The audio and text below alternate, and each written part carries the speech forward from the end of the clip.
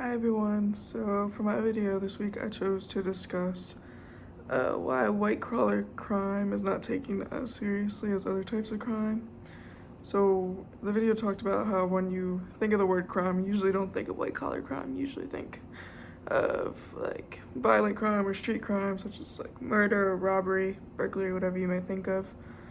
You don't think of like corporate executives frauding their clients or any type of white collar crime that's usually not talked about as much.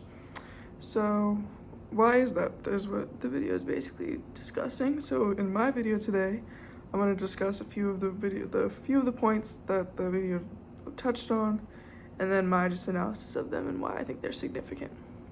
So firstly, as mentioned in the video, there's no universal definition of what white collar crime is. There's no initially, as the video mentioned, Edward Sutherland first defined it as a crime committed by a person of respectability and high social status in the course of his occupation. However, that does not mention anything about financial gain, which is usually something that's associated with white collar crime, and it specifies on people that have respectability and high social status, which isn't always the case, even though it may typically be the case. So without a universal definition, it can be really hard to properly identify what white collar crime is.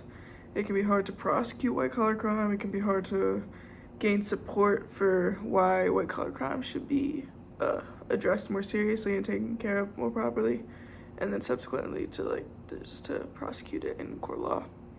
Additionally, there's no systematically collected database for white collar crime.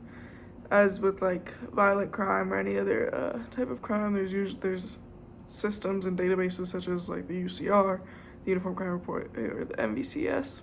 So it typically flies more under the radar and is less talked about in media and just in society in general. So this is a major issue because without data to support the severity of what white collar crime is, it is often underestimated by U.S. citizens. So when trying to gain public or political support to change laws and hold these white collar criminals accountable, it can be hard to gain that support because people don't realize how bad it really is.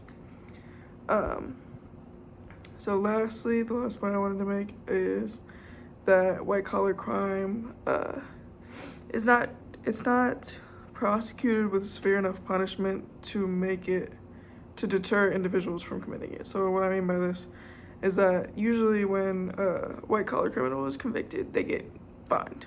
It's not typically jail time or anything like that. There's usually just a fine for what they've cost people, but the fines are usually a fraction of what they aim to gain from committing the crime. So there's nothing that really deters them from doing it.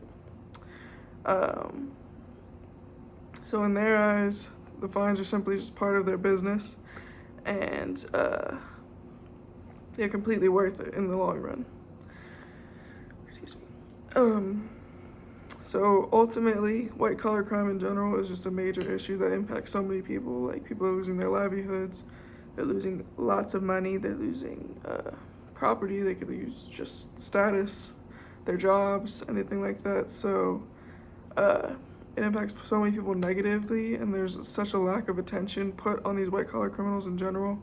In the news or anything, you're not usually hearing about white collar offenses, you're usually hearing about violent offenses or street crimes. And this, especially the lack of attention put on these criminals, highlights the economic gaps in our country and the privilege of these wealthy and elite individuals that are committing crimes daily and conducting illegal business, which is costing people thousands, millions of dollars, but they're not being held accountable and they're not being punished for any of this. So there definitely needs to be more light shown on these criminals, because just the greed and the power-hungry individuals, they're ruining people's lives, and something needs to be done to change that.